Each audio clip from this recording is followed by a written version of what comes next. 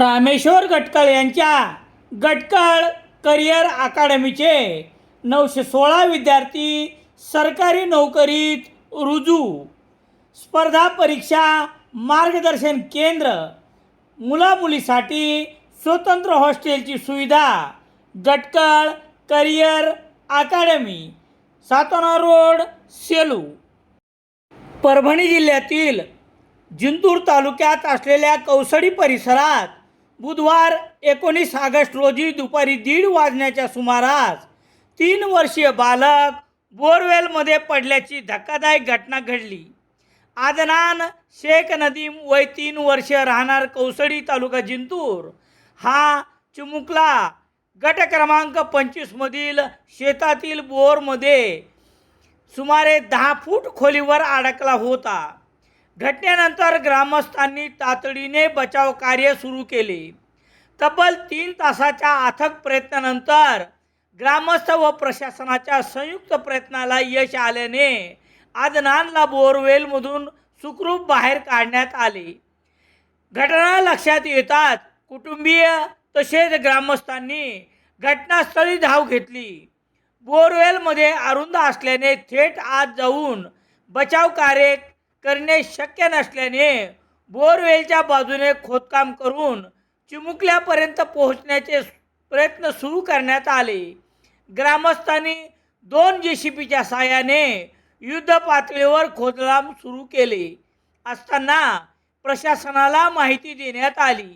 त्यानंतर परभणीचे जिल्हाधिकारी संजय सिंह चव्हाण, सेलूचे उपविभागीय अधिकारी शैलेश लाहोटी, DYSP विभूते, जिंतूरचे तहसीलदार शीतल कछवे, नायब तहसीलदार प्रशांत राखे, सहाय्यक पोलीस निरीक्षक रामेश्वर धोंडगे, पोलीस उपनिरीक्षक महादेव गायकवाड, जिल्हा परिषद सदस्य माणिक हरकळ, पोलीस कर्मचारी साठवणे, मोरे, मंडळ अधिकारी सोनवणे, तलाठी प्रदीप कालवे तसेच आरोग्य विभागाच्या डॉक्टर प्रतिभा भालेराव यांच्यासह प्रशासनातील अधिकारी व कर्मचारी घटनास्थळी दाखल झाले होते. प्रशासनाचे अधिकारी व कर्मचारी घटनास्थळी थांबून बचाव कार्यावर लक्ष ठेवून होते. चिमुकल्याला कोणतीही इजा होऊ नये यासाठी अत्यंत काळजीपूर्वक खोदकाम करण्यात येत होते.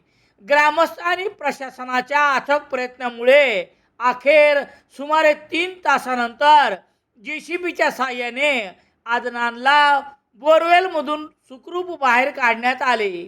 आदनानला सुखरूप बाहेर काढण्यात आल्यानंतर घटनास्थळी उपस्थित नागरिकांनी सुटकेचा निश्वास सोडला. या घटनेमुळे घटनास्थळी नागरिकांची मोठी गर्दी जमा झाली होती. चिमुकला सुखरूप बाहेर आल्याने त्यांच्या कुटुंबियांनी प्रशासन तसेच बचाव कार्यात सहभागी झालेल्या ग्रामस्थांचे आभार मानले.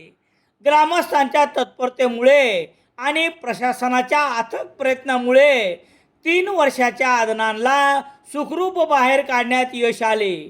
घटनास्थळी असलेल्या अनेकाच्या तोंडून देवतारी त्यास कोण मारी याचा प्रत्यय आदनानच्या सुखरूप बाहेर आल्याने प्रत्ययास आला आहे.